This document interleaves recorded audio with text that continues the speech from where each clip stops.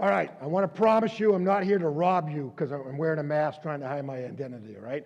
So if you can't recognize me behind this face mask, my name is Neal Davidson. It's great to see all of you, even if I'm only seeing half of your faces today. And I also want to welcome our Sunday morning live group that's joining us as a part of our connection today. So just a couple disclaimers. One of the things I'm going to do a lot today, take my glasses off because they're fogging up, right? So, and I really can't see you that well when they're off, so they'll be going on and off a lot, right? My eyes water. I am not trying to cry for effect, but I've been taking menthol cough drops, and the vapor going into my eyes is causing them to water a little bit, and I may cry a little bit. We'll see how it goes. And I also want you to know that Mike is not in need of repentance. He's the guy who's running our camera, because I'm going to look at the camera quite a bit because we have people who are connecting with us online as well, right? So I want to make sure that they're feeling included. But welcome when I get all that stuff kind of out of the way. And thanks for your flexibility and just working with us as we try to figure out how to do this as we go forward. And, I was thinking, I started preaching on a regular basis 33 years ago this month. It was in 1987 that I took over the pastorate of, or if you will, a church start down in Hanover, Massachusetts. So just about a little over an hour's ride from here. And the first congregation I preached to was only 16 people. So this is a crowd, right? To have all of you guys here today. So that's not intimidating to me at all. And we actually were meeting in a borrowed church facility that after my third sermon there burned down. So fortunately, we had a way to go into a school at that point and went forward from there. But that's extra detail you don't need to know. But I also know that during my 33 years of preaching on a weekly basis, I've never preached through the book of Esther. So, and I wouldn't be surprised if many of you here today, especially the men, have never really studied the book of Esther. I do think that there's a tendency sometimes for women's ministries to get together for Bible studies to study the book of Esther because it's actually about a woman named after a woman. And so there's an inclination to go that way. But I've never really preached through the book of Esther before. And so we're going to do a 4 or 5 week series through the book of Esther. And it's going to be entitled Made for This Moment.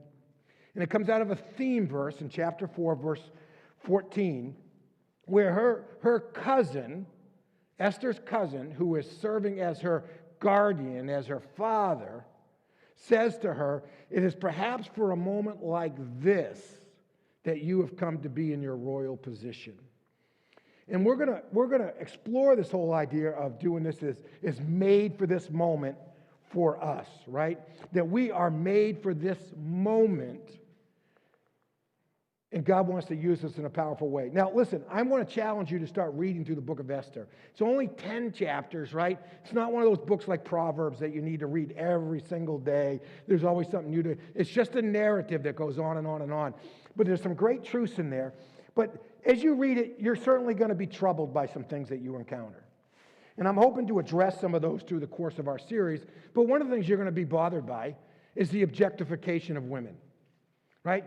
Right in the first couple of chapters, women are evaluated strictly on how they look. That's it. And that's obviously troubling, right? In fact, when one woman refuses to be seen that way, she loses her position as the queen, right? And thankfully, Christianity has come along as God's revelation has progressed, and it's clearer to us that there really is no male nor female, Jew or Greek, free or slave, etc. We're all the same in Jesus Christ. We've seen that equality come up, but we probably still struggle somewhat today with the objectification of certain people and certainly certain sexes. So that's troubling, right? You're also going to see in the book there's just this cavalier attitude about life, right? Here's this guy Haman, who has kind of risen to a position of prominence. He gets ticked off at one guy, and so he goes to the king and says, "Hey, listen, I'm ready to make a huge campaign contribution to your fund, but what I want to ask in return is you let me just wipe out this entire ethnic group." And the king says, "Hey, that sounds good to me. Go do what you want."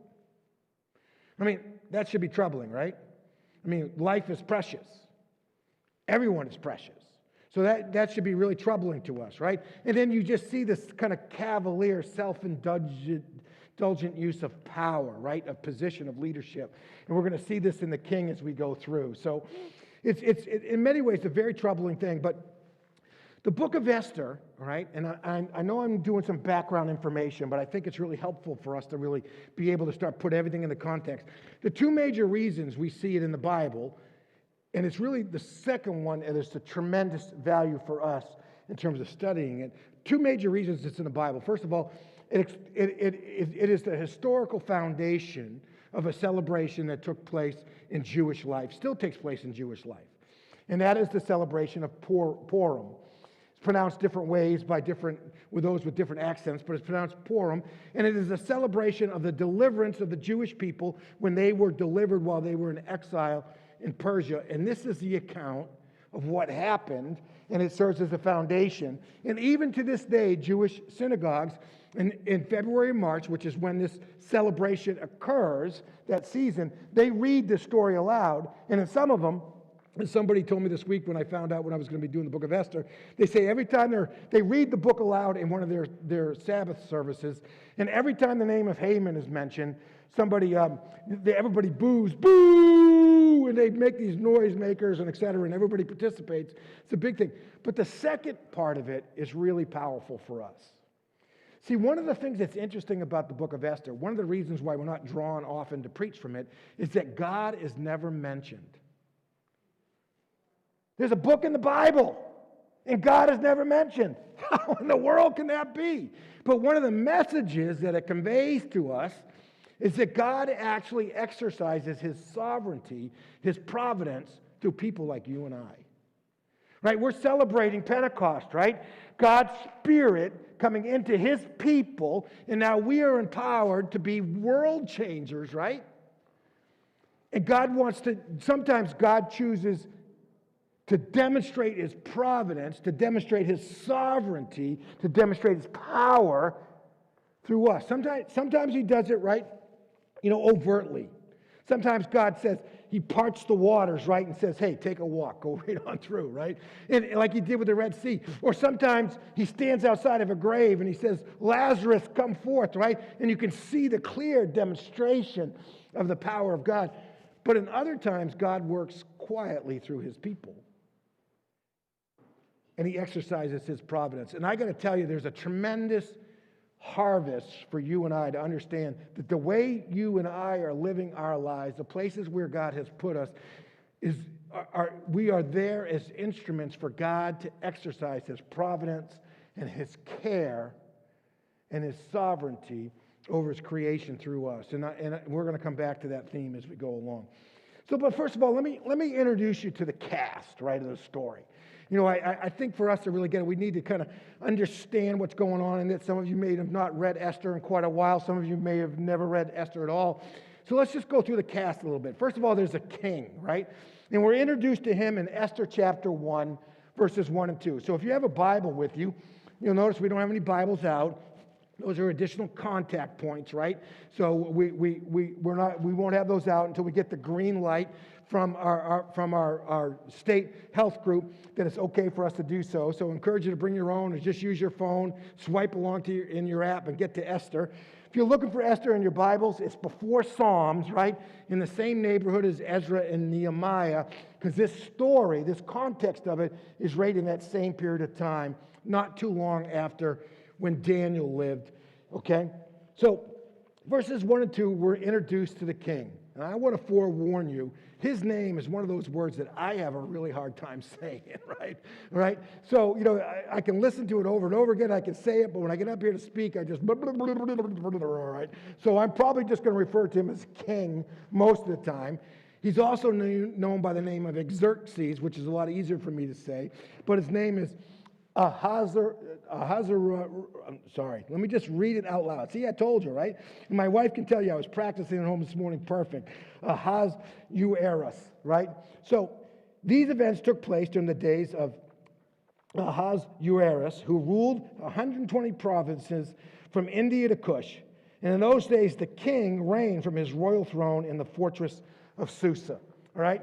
So I don't want to bore you. Just quickly put it in context so you know where we are in biblical history. You know that after David and Solomon, right, the nation was split into two. The northern 10 tribes became Israel. The southern 2 tribes, Judah and Benjamin, became known as the nation of Judah. The northern kingdom of Israel was taken into captivity as an expression of God's judgment on them by the Assyrians, right? But the southern kingdom endured a little longer until God sent them into exile at the hands of the Babylonians, right? And that's where we get the story of Daniel and that context for that. The Babylonians were defeated. They were overthrown, if you will, by the Persian Empire under a guy by the name of Cyrus, right? Xerxes, who we're dealing with here, this king, he is the grandson of Cyrus. After Cyrus was Darius, and after Darius came Xerxes, or King A, as I'm going to refer to him as, right? And so he's in charge. And what's taking place biblically at this time, underneath Darius, at the end of Cyrus, beginning of Darius, they started to rebuild the temple. And at the far end, after Xerxes, is when you see the period of Ezra and Nehemiah when they're rebuilding the walls of Jerusalem. So it's all in this context of this restoration period. And what you're seeing is that many Jews actually chose not to return home. They didn't feel like it was safe yet, right? A lot like what we're going through right now, right? Many of you are here. Other folks are like, you know what, I'm not ready to connect again. No judgment on that. That's just where they're at. Same dynamic was going on in this period of time. So the first character is the king, Xerxes. The second one you need to be aware of is Mordecai, right? And we come across Mordecai in chapter 2, verses 5 through 7. So let me just read. In the fortress of Susa, there was a Jewish man by the name of Mordecai. He was the son of Yair, son of Shimei, son of Kish, a Benjamite. And he had been taken into exile. Somebody's scripture is reading right along with us on our phone, right? I should just get that up here to say the names better than me, right? He had been taken into exile from Jerusalem with the other captives when Nebuchadnezzar, king of Babylon, took King Jeconiah of Judah into exile. Now, Mordecai was the legal guardian of his cousin Hadassah, that is Esther, because she had no father or mother. The young woman had a beautiful figure and was extremely good looking. When her father and her mother died, Mordecai had adopted her as his own daughter. So here we see this Jewish man from the tribe of Benjamin. Makes sense, right? Southern kingdom of Judah is made up of Judah and Benjamin. When they were captured by the Babylonians, his ancestors were taken. He's a descendant from them, and he's living in the capital at the fortress of Susa, and he's adopted his cousin, his young cousin, taken her as his own daughter because her parents are dead. And she's the last of our 4 major characters. That's Esther. Now, there's another guy that we need to know of. His name is Haman. So Haman, you're going to find him in chapter 3, verses 1 and 2. So we're going to come back to the story in just a minute. But Haman basically became like a Joseph did in Pharaoh. You know, Pharaoh was in charge and Joseph ruled everything else. Well, the way this had worked out in the Persian court, you know, you had the King A, who just stayed aloof, and Haman became like second. He became like a king to everyone else. And we read in chapter 3, verses 1 and 2, these verses. He says, after all this took place, the king honored Haman, son of Hammedatha, the Agagite. He promoted him in rank and gave him a higher position than all the other officials. The entire royal staff at the king's gate bowed down and paid homage to Haman because of the king had commanded this to be done for him. But Mordecai, remember we just heard about him, he would not bow down and pay homage.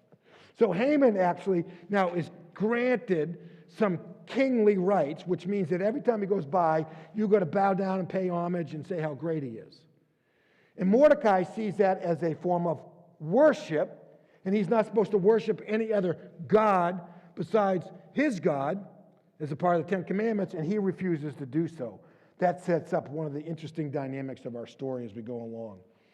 Then lastly, we have Esther, right? And she becomes the queen in place of Vashti. And that's in the early chapters. And so she is the adopted daughter of Mordecai. She is an orphan outside of that, right? But she is the adopted daughter of Mordecai, and she is selected, chosen by the king to be his next queen.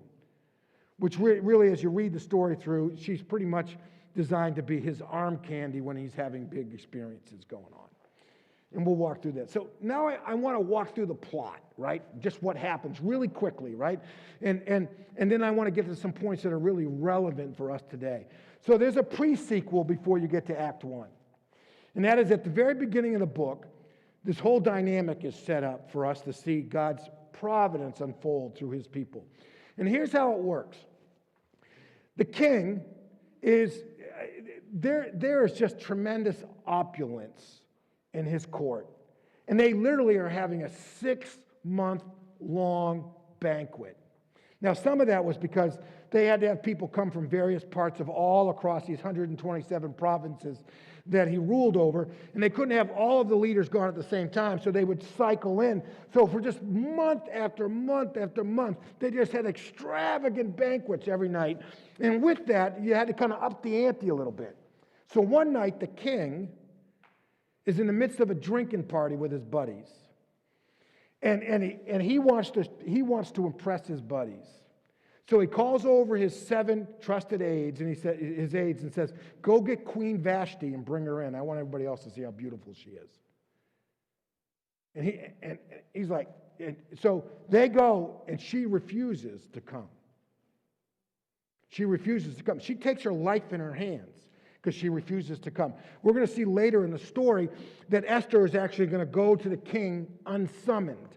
And when she does so, she risks losing her life. Because if you showed up in the king's presence and he didn't extend the scepter to you to accept you to come in and be in his presence, if you came unsummoned, then that was a death penalty act. And she could have died. Vashti, in the same thing, she said, "I ain't going. I am not going to be just an object for you to display like your favorite horse, to all your friends." And so the king is enraged, right?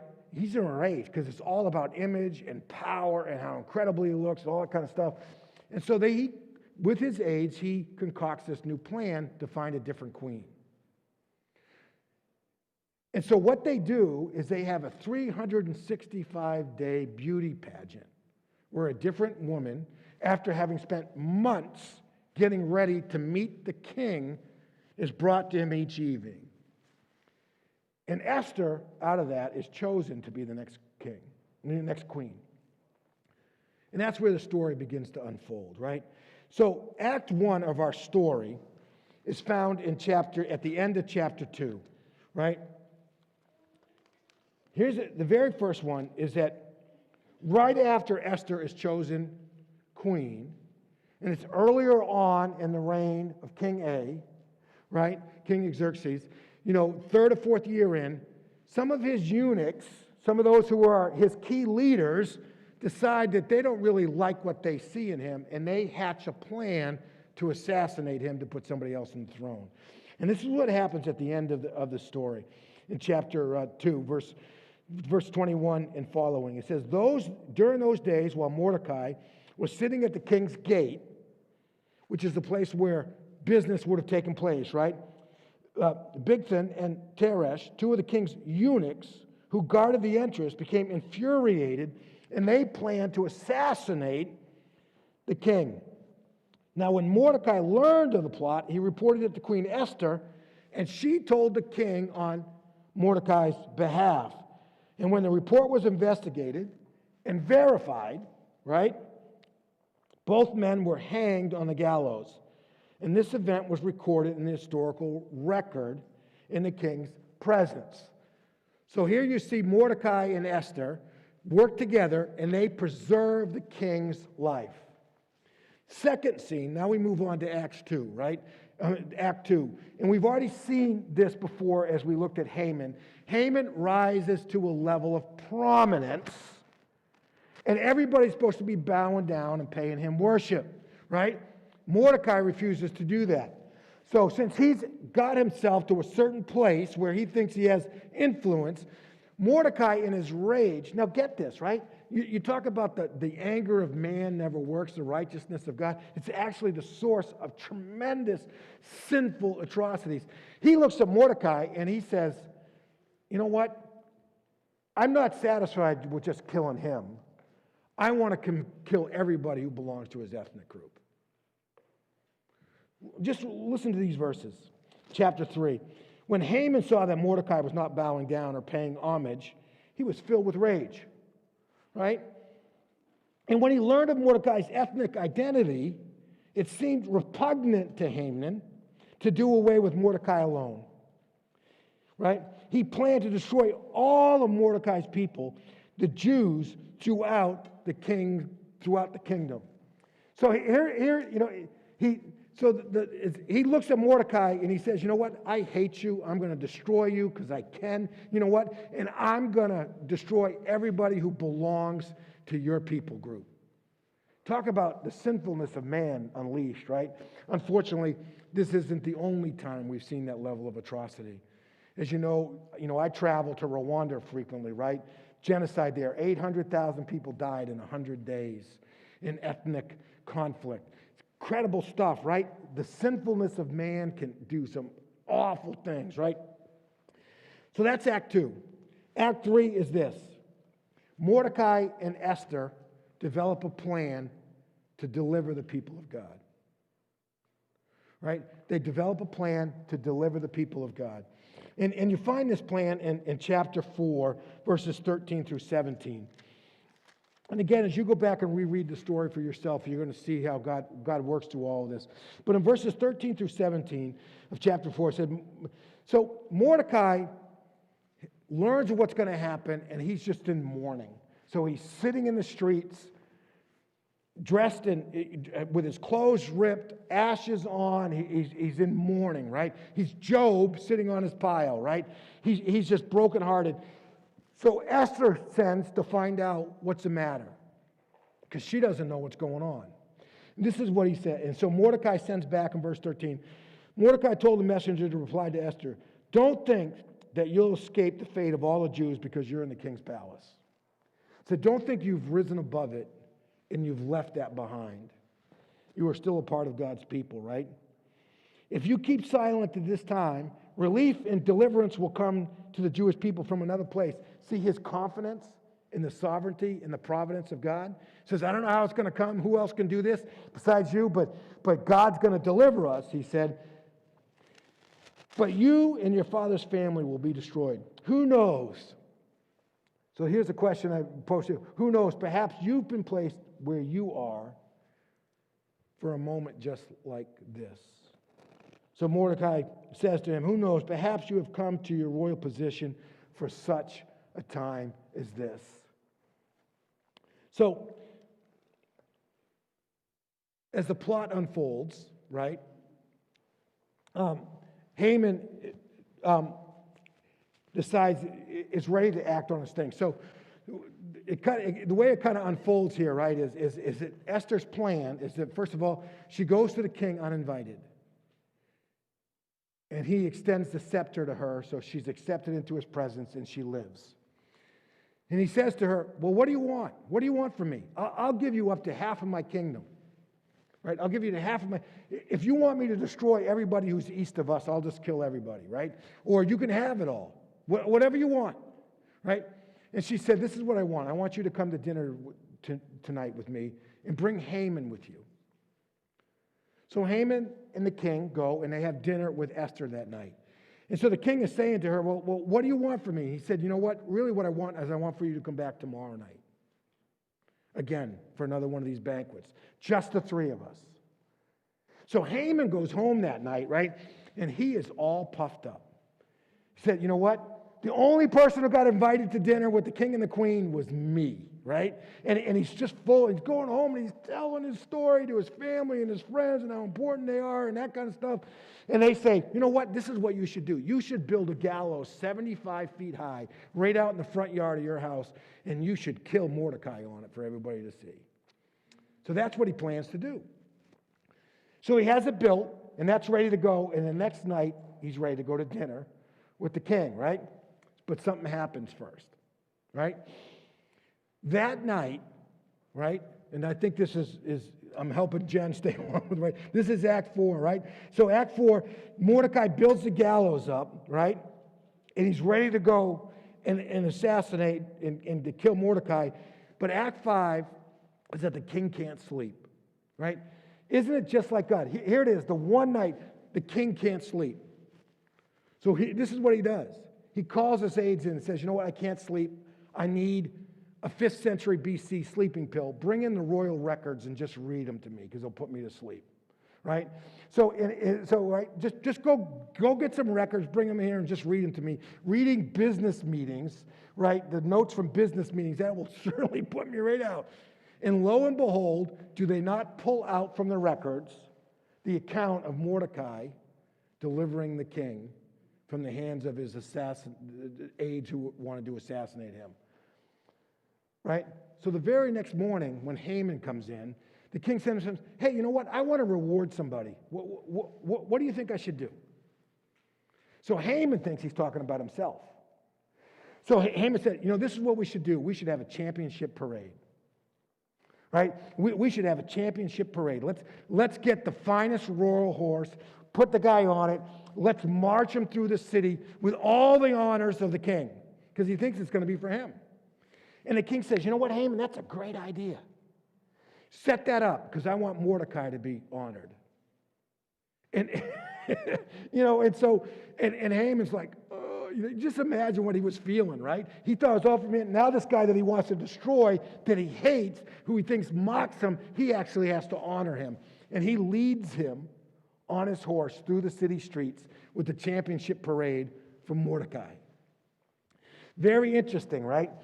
That night, before he goes to dinner with the king and the queen, his family says to him, you know what? If you've started to fall before Mordecai, that means his God is on his side and you have no hope.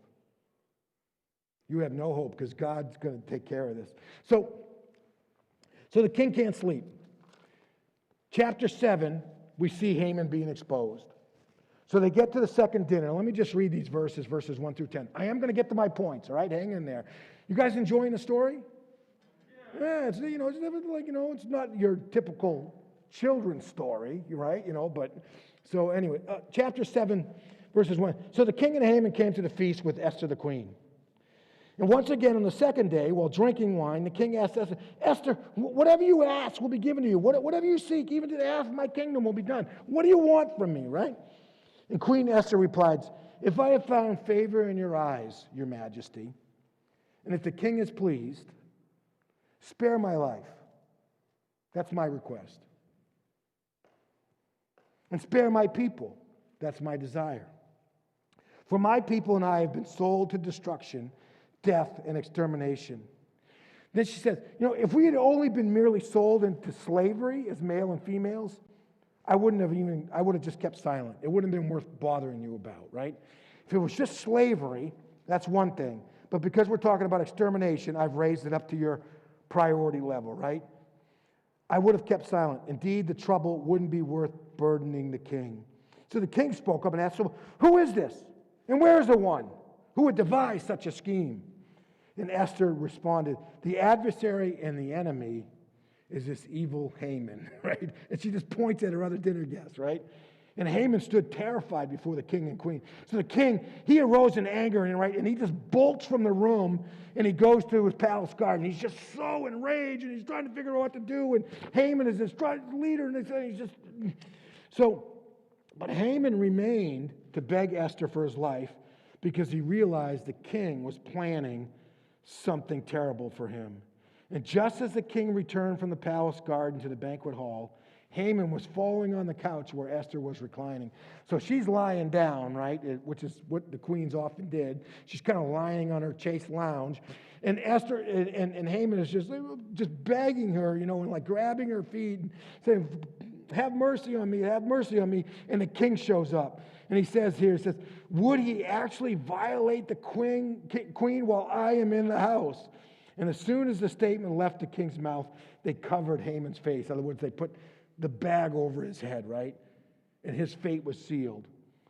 So Harbona, one of the king's eunuchs, said, there is a gallows 75 feet high at Haman's house that he made for Mordecai, who gave the report that saved the king. So they hanged Haman on the gallows he had prepared for Mordecai. Then the king's anger subsided.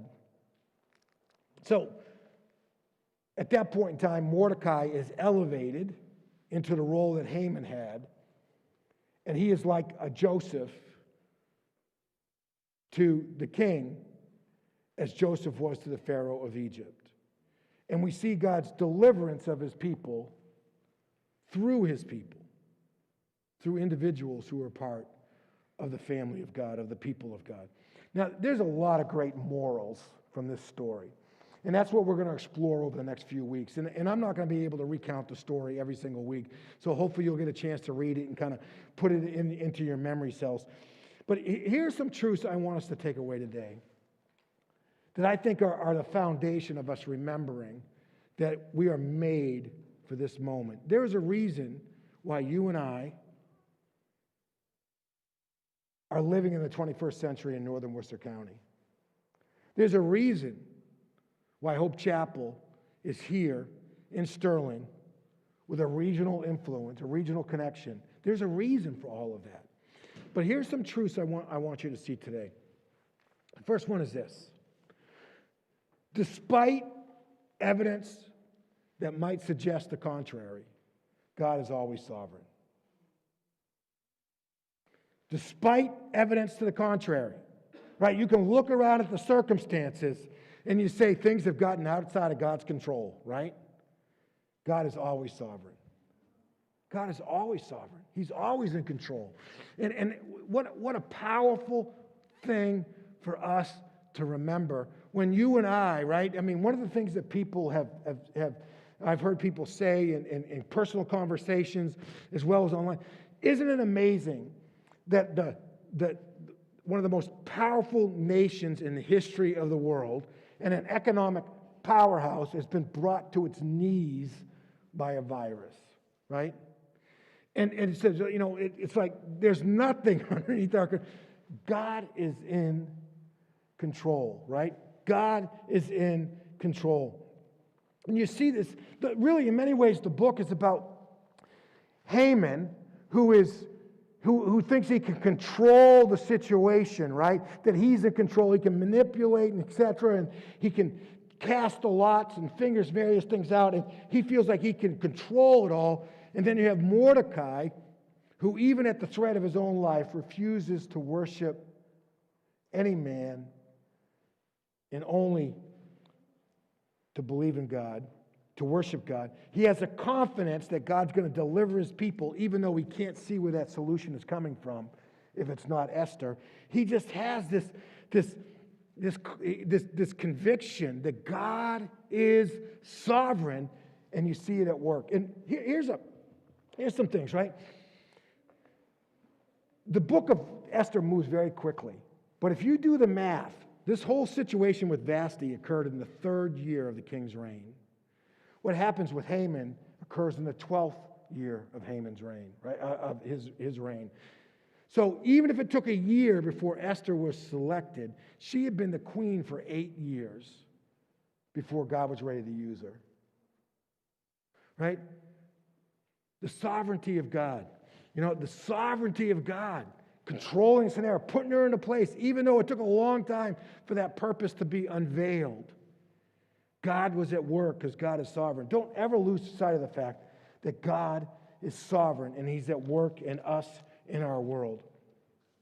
Here's the second truth I want you to see. And this may be really helpful for us today too. God works in ways that we can't see. We need to ask him to give us the eyes to see how he's working, but God works in ways that we can't see. Let me point out just a couple of things from this story, right? What wouldn't have been evident 9 years before this whole happened is that God was actually using Vashti to create the environment so that Esther could become queen. So who would have looked at the situation with Vashti saying, I am not going to go in front of my husband's drunken friends and parade around, right? Well, I'm just not going to do that. Forget it. And everybody would have looked at that and said, she is an idiot. Because the only thing that's going to happen is to her, right? And that's the way everybody would have looked at it. But you know what? God was working. If it hadn't been for that moment, it hadn't been for her decision, hadn't been what she had done, not only standing up for herself as somebody who was created in the image of God with all the rest of us, right? But in addition to all of that, God is using that moment to create the scenario where he can place his chip in the right place so he can exercise his providence and his sovereignty through Esther and Mordecai. It's an incredible thing, right? 9 years before. Think of it. Can you even remember 9 years ago today? I bet you your calendar even stops, right? You got to refresh it a whole lot of times to even get back that far. 9 years before this moment, God was at work. God works in ways you can't see. Anybody else would have looked at it and said, nobody would have said, you know what, God's doing this so he'll be ready to protect the people. Because God works in ways we can't see. Here's another example, right? What are the chances on the night that the king can't sleep? He says, you know what, go grab some of the royal records. And so his aides go out and they go to a record room and it's just walls of it, right? Scrolls everywhere. And they happen to go to the right place, grab the scroll, bring it out. And what's in that scroll? The story of Mordecai saving the king. God works in mysterious ways, doesn't he? You don't always get to see it. But God is at work, right? And you can go right on down the line and seeing all that stuff. And part of what we need to do as God's people now, especially since we have the Holy Spirit who gives us a spiritual resource to do this, a divine resource, we need to ask God to show us the ways that he works. I gave an example last night when I was preaching that one of the things I look at in our journey as a church where God was working in ways that we can't see was when we came to actually acquire this piece of property. And I'll try to be quick with the story, but when this property went on the market, we were looking to buy a pretty good sized piece of property to be able to plant the church and to build a building and have a chance to be able to grow and that kind of stuff on the campus. 2 days after I think it was 2 days after the property went on the market, it was under agreement. They had signed an offer sheet. So, and by the time we reached out to them and said, hey, you know what, it'd been great, but we've already signed an offer sheet. But lo and behold, if God hadn't worked years before to make it where he would put this piece of property in our hands, because the owners were abutters, and so they had a concern about what was going to be built here. The original idea was what they were going to do was just put in a street and just build houses in this field. But lo and behold, years earlier, the town of Sterling had changed their bylaws, their construction bylaws. Two things they stuck in, right? Not all towns have these. One is you couldn't have a cul-de-sac that was more than 600 feet long. So you couldn't have a one-way road that came in that was only 600 feet long. And so when they drew around the corner from the only place you can get into the property where there's dry land, it stopped before you barely got around the first corner. So it really made laying out the rest of these lots really hard. The other requirement they had was that even though you could share an easement across people's property to get in and out for egress, you also had to be able to prove that you had access to your frontage on a town road, which would have been Chocolate Road out here. As you know, there's a pond out here now, right? A frog pond. The only way you were getting from the land back here out to the street was to build a suspension bridge, right? Because they weren't going to let you fill it in. There was no access. So the guys who had signed the agreement, they decided the only thing that was really viable to do in here was to build something that's a lot like Chocolate Crossing, which is down the end of the street. The owners, who were also abutters, they didn't want that. So they nixed the deal. They picked up the phone and they called me and said, "You guys still looking for property?" And I look at it and say, years before Hope Chapel even held its first service, God was working things out to put this piece of property in our hands. So it's an incredible thing. God works like that all the time, right? And so God is at work in ways. And so when you look at your life and you think things are out of control and you don't understand, God is at work to provide for you and to guide you along the way. Here's a third truth I want you to see. God's plan is to use you. God's plan is to use me. God's plan is to use us to exercise his providence and his care. Sometimes God acts overtly. He stops the sun in the sky for 24 hours, like in the days of Joshua. But in many other ways, he just works through his people to exercise his care. He did that with Esther and Mordecai, right? He did that with Esther and Mordecai. 9 years before she's needed, he creates the environment for her to be the queen. She intervenes. The people of God are delivered. You know, let me just give you a couple of examples that I'm thinking of. One from history, right? Back in 1751, that's a long time ago, right? That's just before, that's before our revolution, right? Back in 1751, there was a gentleman in Gloucestershire, England, who developed a burden, and he started the very first Sunday school. This was in 1750. His name was William King. Now, when you think Sunday school, don't think of like Sunday school like we do Sunday school today, where we take the kids for an hour and we put them in a different part of the building and we do age-appropriate learning, and so they learn Bible stories and that kind of stuff. When they did Sunday school, they took kids who were on the street, whose family had no money to hire a tutor, right? To teach them or to send them to a school, right? They would take those street kids, they would bring them into the church building, they would teach them how to read, they would teach them how to write, they would teach them how to do math. You know what came out of that movement?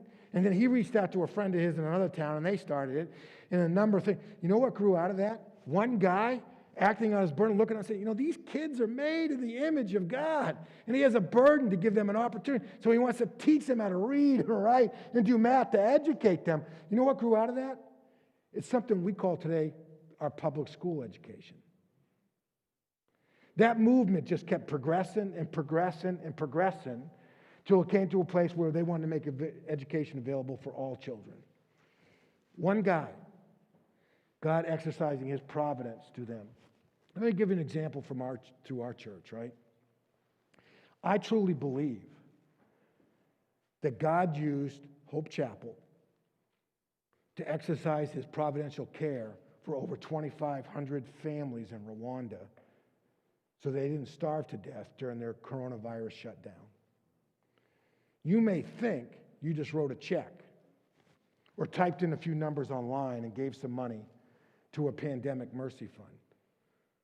But God was actually using you to exercise his providence, his care. Every day those people pray, "Give us this day our daily bread." You know how God kept that promise for those people in that moment? He did it through you and I. God uses us to exercise his providence and his care. Last truth, right? Last truth. And I can make lots of relationships related to Pentecost and et cetera and how that empowers. Last truth I want you to see. The only way that really works well is when you and I accept and build our lives around the fact that the real hero of our story is God. The real hero of our story is God. This is about doing it God's way, for God's purposes, for his glory. And when you and I commit to that and we embrace it and we live it, when we do that, God uses us to fulfill his providence and his glory. Great truths. I hope you'll read the book of Esther as we go forward. and then we'll be able to proceed along. But let me lead in just a closing prayer, and then we'll have our final song. And while the final song's going on, I'm going to slip outside so I can connect with you a little bit outside. Just a word, the way we're going to dismiss, because the biggest thing is just the crossing and pattern. So we're going to start on this side in the back and move to the front, and then we're going to do the same from this side and just kind of progrede out. And then once we're outside and we've got a whole parking lot that's socially distanced, we'll be able to connect a little bit. So, just wait until they're ready to dismiss you out. So that's right, in East Flat. God, thank you for your word today. A lot going on.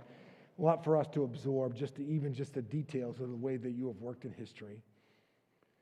God, I think many of us will find it overwhelming and surprising that you want to change the world through us. You want to change the world through me. You want to exercise your providence and your care, your sovereignty through me, through us. God, I pray that you give us faith to believe and that we would acknowledge and live our lives understanding that the real hero of our story is you.